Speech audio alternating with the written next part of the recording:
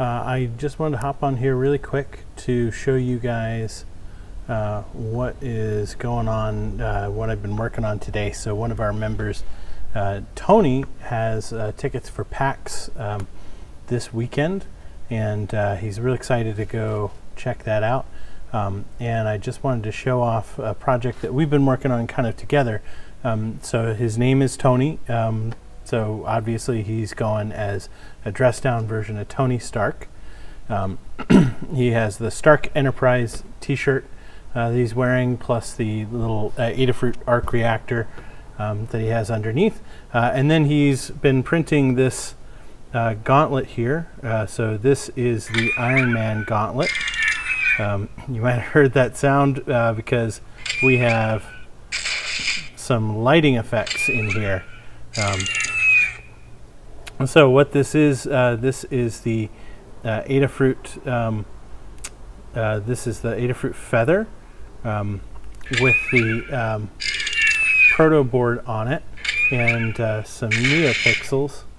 And what's happening is it's got an accelerometer in there, and the accelerometer detects when I have my palm pushed out like that. It'll charge up if I have it at the right angle, and if I let it down before too long, it will do the power down sound. But if I hold it up like that, it will shoot my blast, and it will continue doing that as long as I hold it in that direction. So totally gesture controlled. It's not perfect, but I think this will be good enough for con. It's amazing how loud this speaker is compared to how small it is. Everything fits inside the glove. You can see there's no wires coming out. This is just a cable. He's still painting it, so you can continue painting it. But yeah, every bit of the electronics is going to fit in the glove. His hand is way smaller than mine is too, and I can feel this stuff pressing up against my hand, but not too much. So that's it.